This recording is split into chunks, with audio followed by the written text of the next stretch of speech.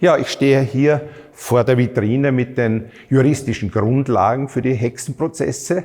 Hier sind die wichtigsten Werke versammelt, unter anderem die peinliche Halsgerichtsordnung von Karl V., die 1532 auf dem Reichstag von Regensburg beschlossen worden ist von den Reichsfürsten. Da wird erstmals im weltlichen Recht für das gesamte Reich das Delikt der Hexerei festgelegt und eben auch die Bestrafung durch das Feuer. Wesentlich bedeutender wurde dann in der Praxis jedoch etwas anderes, nämlich der sogenannte Hexenhammer, der Malleus Maleficarum des Heinrich Kramer. Heinrich Kramer war ein Dominikaner, der auch längere Zeit in Salzburg gelebt hat. Deswegen vermutet man eventuell auch, dass er sogar hier das Werk geschaffen hat.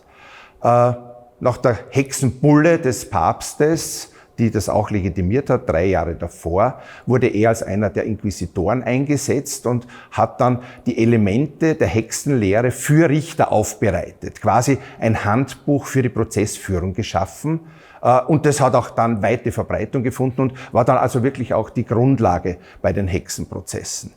Man muss dazu sagen, Heinrich Kramer war ein unwahrscheinlicher Frauenfeind. Es finden sich also Passagen darin, dass er etwa den Frauen vorwirft, sie könnten weniger gläubig sein oder sie seien überhaupt generell weniger gläubig als Männer und daher den Anfeindungen des Teufels wesentlich eher ausgesetzt.